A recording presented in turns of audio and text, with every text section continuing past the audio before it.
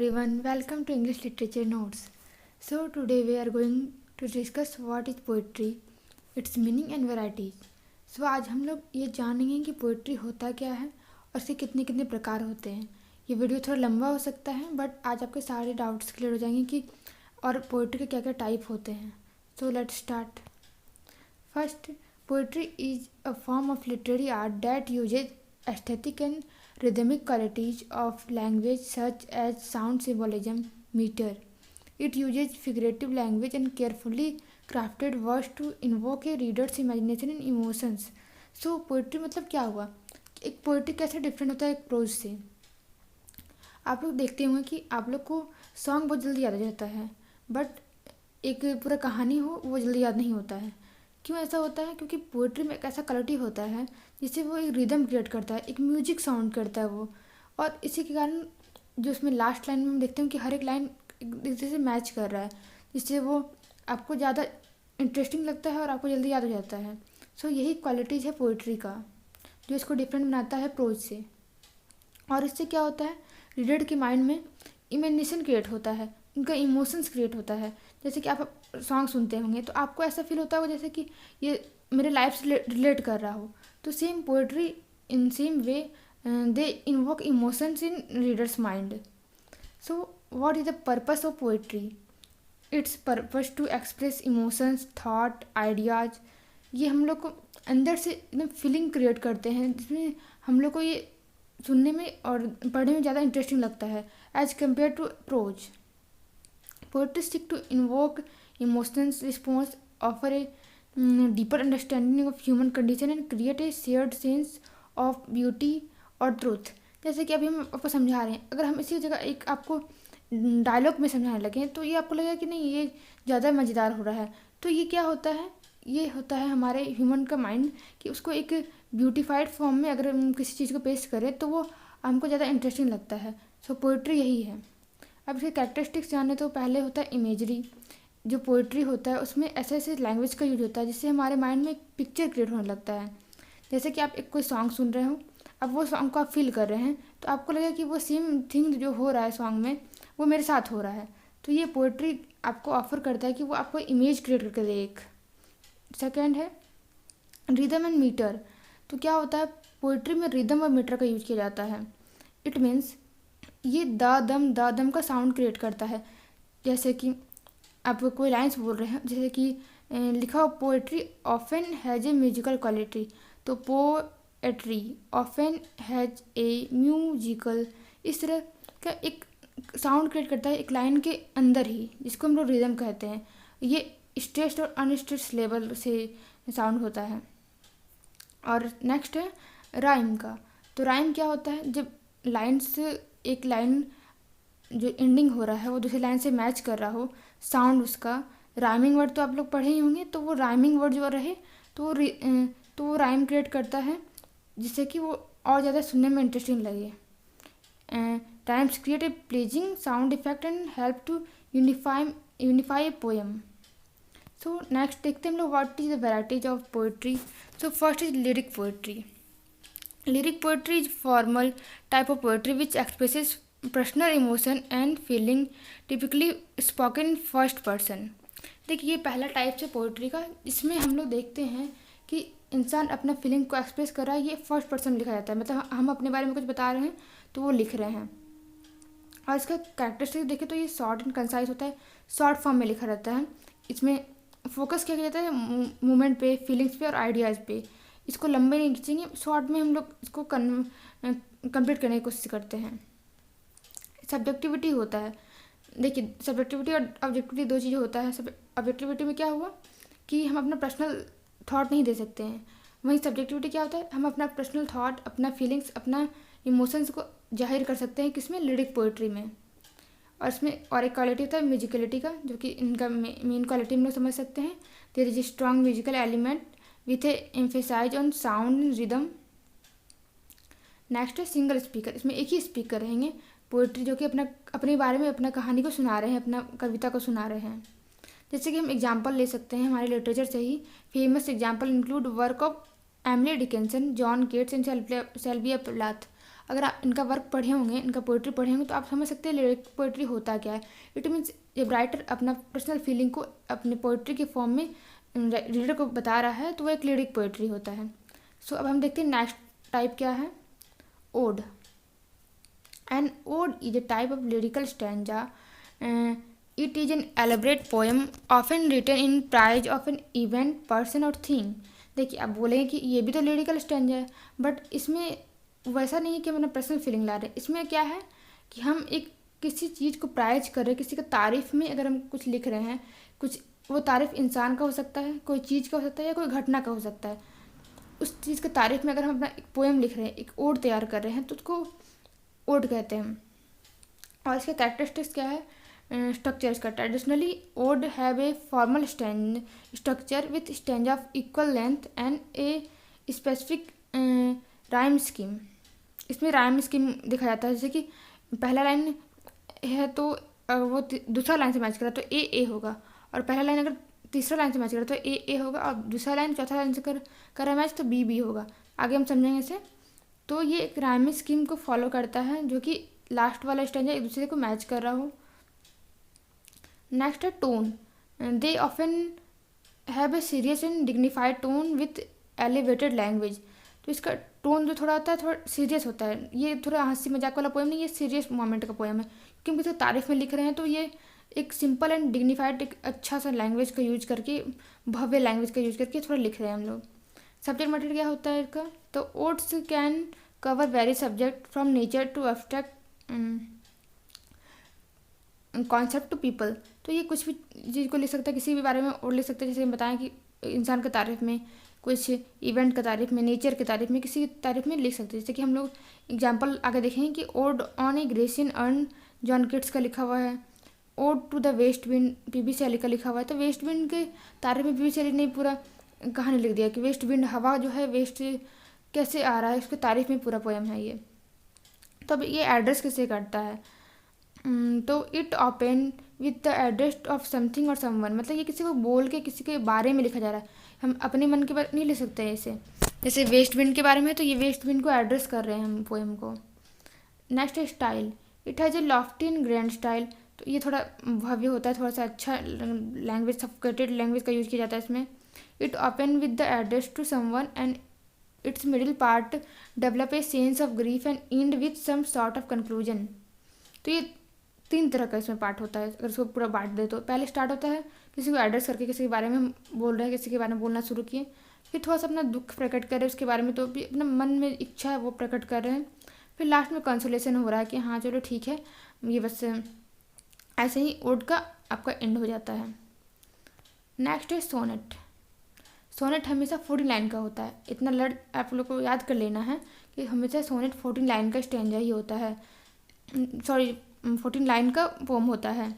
और इसमें स्टैंजा में डिफरेंस हो सकता है, जैसे शेक्सपियरियन सोनेट जो है उसमें डिफरेंट स्टैंजा होगा, और पेट्रार्कन सोनेट में डिफरेंट होगा, लेकिन हमेशा ये 14 लाइन का ही रहेगा। और ये आयम्बिक पेंटामीटर में रहता है। Traditionally exploring theme of love, morality and nature, ये सब सारे थीम को ये कवर करते हैं। तो फर्स्ट टाइप इनका क्या है, शेक्सपियरियन सोनेट। जैसे कि नाम से शेक्सपियर का नाम आ गया, तो उन्होंने स्टार्ट किया इसे लिखना। इसको 3 पार्ट में डिवाइड करते हैं, 3 क्वार्टर में। और एक राइमिंग कपलेट होता है। क्वार्टर क्या होता है पता है आप लोग को, क्वार्टर होता है 4 लाइन का स्टैंजा। तो इसमें 3 4 लाइन का स्टैंजा होता है, और 2 लाइन का एक कपलेट होता है। मतलब टोटल कितना हो गया, 14 लाइन। 4 लाइन का 3 और 2 लाइन का 1, सब मिला के 14 लाइन का स्टैंजा बन जाता है। जैसे इसमें राइमिंग स्कीम फॉलो है। पहला क्वार्टर जो रहेगा 4 लाइन का स्टैंजा, वो ए बी चलेगा। मतलब पहला लाइन तीसरा लाइन से, दूसरा लाइन चौथा लाइन से मैच करेगा। दूसरा स्टैंजा सी डी रहेगा, फिर नेक्स्ट ई एफ, और लास्ट 2 लाइन का कपलेट रहेगा जी। मतलब 2 लाइन का स्टैंजा को हम लोग कपलेट करते हैं। नेक्स्ट है पेट्रार्कन सोनेट, जिसको हम लोग इटालियन सोनेट भी कहते हैं। ये 2 पार्ट में डिवाइड होता है। ऑक्टेव मतलब 8 लाइन स्टैंजा, ए बी, और सिस्टेट सी डी ई 6 लाइन का। मतलब एक आधा लाइन जो रहेगा, पहला स्टैंजा 8 लाइन का रहेगा, फिर दूसरा स्टैंजा 6 लाइन का रहेगा। और इसमें क्या होता है, पहला 8 लाइन स्टेंजा में थोड़ा क्वेश्चन किया जाता है और लास्ट का 6 लाइन स्टेंजा में थोड़ा उसका बात का आंसर किया जाता है। अब इसका कैरेक्टरिस्टिक्स देखें तो metres written in iambic pentameter, volta, a turn or shift in thought often occurring between octave and sextet in Petrarchan sonnet a before and the final couplet is Shakespearean sonnet। अब हम देखते हैं example. तो जैसा कि हम बता सकते हैं विलियम शेक्सपियर का सोनेट नंबर 18 वो एक अच्छा सोनेट माना जा रहा है, और एलिजाबेथ बैरेट ब्राउनिंग का how do I love the ये एक अच्छा सोनेट है जो कि आपको बहुत इंटरेस्टिंग लगेगा पढ़ने में। आप चाहें तो उसको पढ़ सकते हैं निकाल के, आपको समझ में आ जाएगा कि 14 लाइन स्टेंजा का कैसे कैसे पैटर्न में फॉलो किया जा रहा है। नेक्स्ट देखते हैं हम लोग elegy. An elegy is a mournful, melancholic and plaintive poems, especially of a funeral song or a lament for the death। देखिए हम लोग क्या देखे थे इससे पहले, ओड था जो कि किसी को थोड़ा सा एड्रेस करे थे, लेकिन इसमें क्या डिफरेंस है, इसमें हम एक ऐसे इंसान को एड्रेस करेंगे जिसका डेथ हो चुका है। ये दुख भरा पोएम है, इसमें अपना दुख प्रकट करने के लिए राइटर लिखते हैं। मेनली जितना भी पोएम्स लिखा गया है आपके लिटरेचर में, वो राइटर जो है अपने फ्रेंड के, अपने फैमिली मेम्बर के या किसी के भी डेथ पे लिखे हैं अपना दुख प्रकट करके, और दुख प्रकट करने वाला ही पोएम को हम लोग एलेजी कहते हैं। इसीलिए इसको फनल सॉन्ग भी कहते हैं, किसी के फनल पे गाया जाने वाला। तो इनका कैरेक्टरिस्टिक्स क्या है, tone it open with lamentation for death of the speakers dear friends. तो इस पोम में क्या होता है, हम देखते हैं स्टार्टिंग जो होता है वो रोने से होता है कि अब किसी का डेथ पे लिख रहे हैं तो आपका सैड वाला टोन रहेगा ही, और वो अपना बहुत दुख प्रकट कर रहे हैं अपने लव्ड वन के जाने का। In its middle part the speaker realize and admire the death. और मिडिल पार्ट में क्या देखते हैं कि जो स्पीकर है वो अब डेथ को एडमायर करने लगा कि डेथ तुम तो बहुत ही ज़्यादा हो, मतलब भयंकर टाइप, तुम आगे सब कुछ नष्ट करके चले गए, तुम सबसे ज़्यादा बलवान हो, इस तरह का सेंस आने लगता है पोएम में। In its closing part the speaker find constellation and solace. और लास्ट पार्ट में स्पीकर लास्ट में सैड मूवमेंट में आके अपने आप को मतलब संभालने की कोशिश करने लगते हैं पोएम्स में। पूरा मतलब एक आपका पूरा फीलिंग्स इसमें दिख रहा है एक एलेजी में। इनका थीम देखते हैं तो the society is criticized by doing injustice to the death and not allowing the dead person to do what he could have done। इनका थीम क्या रहता है कि ये स्पीकर जो है पूरा क्रिटिसाइज करते हैं कि ऐसा क्यों हुआ, मेरे लव्ड वन क्यों चले गए, ऐसा क्या उन्होंने गलती करी थी, क्यों उन्हें और जीने का मौका नहीं मिला, अपने सपने को पूरा करने का मौका नहीं मिला। तो ये तरह से अपना दुख प्रकट किया जा रहा है, अपना आक्रोश प्रकट किया जा रहा है पोम्स के द्वारा। The speaker feel the presence of the death person around him. और इसमें पढ़ के हमको ऐसा लगता है कि स्पीकर को ऐसा फील हो रहा है कि उनका जो चला गया है लव्ड वन उनके पास ही बैठा हुआ है, वो उसको सुन रहा है। It raises serious spiritual question about the nature of life and death and immortality of the soul. मतलब ऐसा क्वेश्चन हम लोग इसमें देखने मिलेगा कि जीवन क्या है, सत्य क्या है, मृत्यु क्या है। इस तरह का क्वेश्चन का हम लोग आंसर पाएंगे इस पोएम में। It is about a single death person. अधिकतर हम लोग देखते हैं कि एलेजी जो भी लिखा गया वो एक ही लोग के बारे में लिखा गया है, लेकिन एक एक्सेप्शन है कि थॉमस ग्रे का एक जो पोएम है elegy written in country churchyard, वो किसी एक के बारे में ना लिख के पूरा विलेजर्स के बारे में लिखा हुआ है, तो इसको एक्सेप्शन हम लोग मान सकते हैं। बाकी एलेजी जो हमेशा लिखा जाता है वो एक पर्सन के डेथ पे लिखा जाता है। एग्जाम्पल के लिए हम देख सकते हैं कि एक तो हम बताएं elegy written in country churchyard, next है in memoriam by AHH by Alfred Lord Tennyson. Next हम लोग देखेंगे एपिक।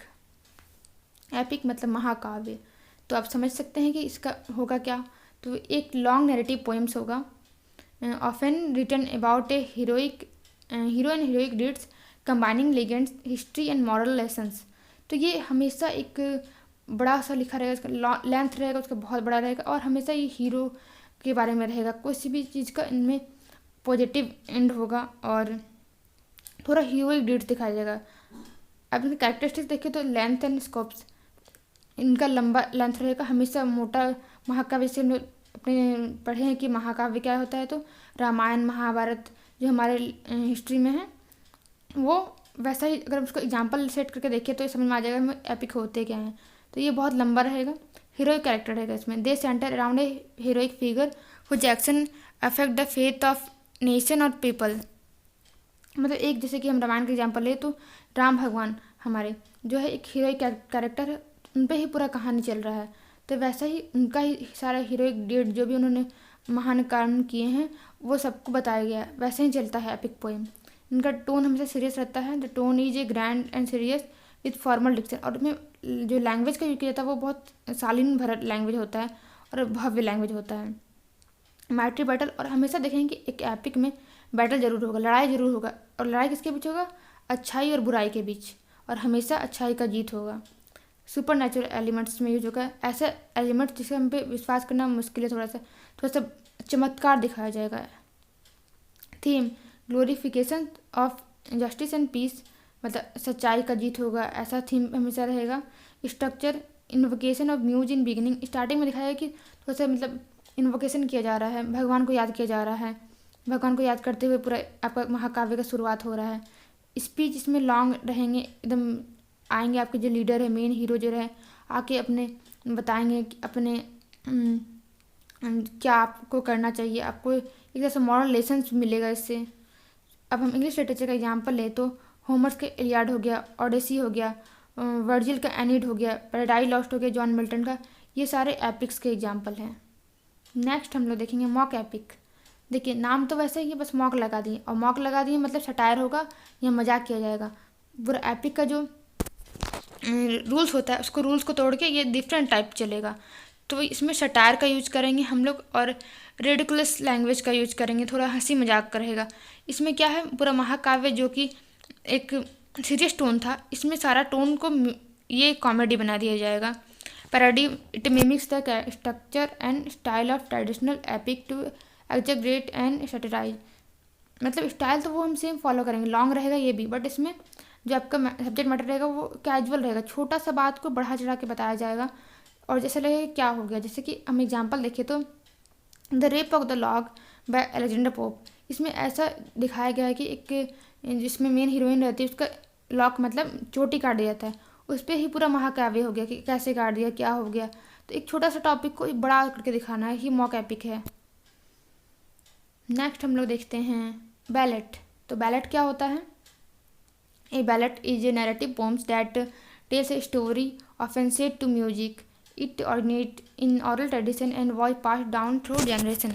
जैसे कि हम लोग पहले सुनते होंगे कि घर घर में गीत होता था, तो ये बैलेट जो है थोड़ा सेम टाइप है। ये बोले जाने वाला पोएम है, लिखे भी जाते हैं बट इनको ज़्यादा बोला जाता है, ऑरल ट्रेडिशन को फॉलो करता है ये। और इनमें म्यूजिकल होता है, म्यूजिक रहता है इसमें। इनका स्ट्रक्चर देखें तो ये हमेशा राइमिंग स्कीम को फॉलो किया जाता है, ABCB करके, और कोटरन में रहता है, 4 लाइन स्ट्रेंजर रहता है, और एक कहानी कहने की कोशिश किया जाता है इसमें, generally impersonal in third person. और ये कहानी किसके बारे में होता है?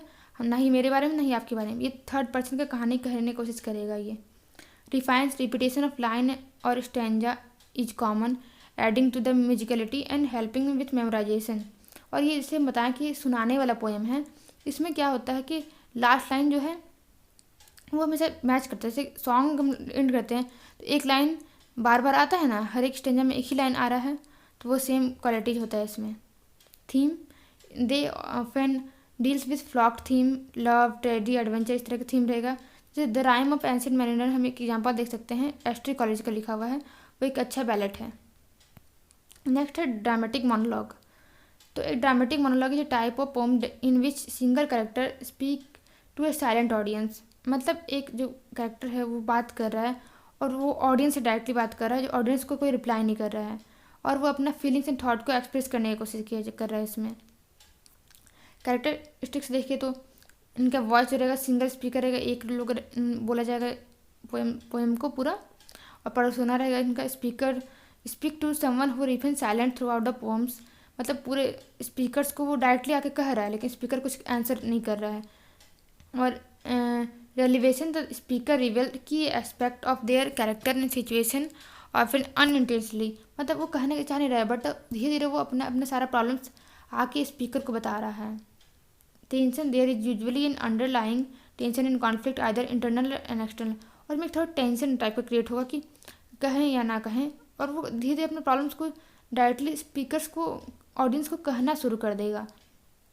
और it begins dramatically and take several abrupt turns in the course of its progress.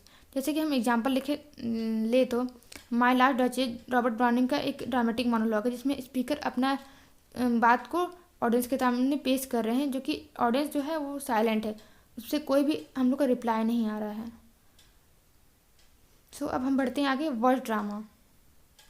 Verse drama is form of drama that is written in verse के फॉर्म में लिखा रहता है, जो कि बोला भी जा सकता है, गाया भी जा सकता है, और ये प्रोज से डिफरेंट होता है। It combines element of poetry and drama. इसमें हम लोग देख सकते हैं कि वर्ड्स का भी क्वालिटी है और ड्रामा का भी क्वालिटी है। पोइट्री और ड्रामा का एक तरह से कम्बिनेशन समझ सकते हैं हम वर्ड्स ड्रामा को। कैरेक्टरिस्टिक्स देखिए तो word drama often a formal structure with rhythmic metrical constraints, और इसका डायलॉग रहता है, जैसे कि ये एक बोले ड्रामा की तरह, तो इसमें डायलॉग रहेंगे। कैरेक्टर अपना पोएम्स को बताएंगे, दूसरा लोग अपने आके पोएम्स बता रहा है, और ये ब्लैंक वर्ड्स में रहेगा हमेशा। आयम्बिक पेंटामीटर का यूज रहेगा। आयम्बिक पेंटामीटर क्या होता है, तो ये अनस्ट्रेस्ड लेबर का कम्बिनेशन होता है 5, और ये इसी के कारण इसको पेंटामीटर कहते हैं।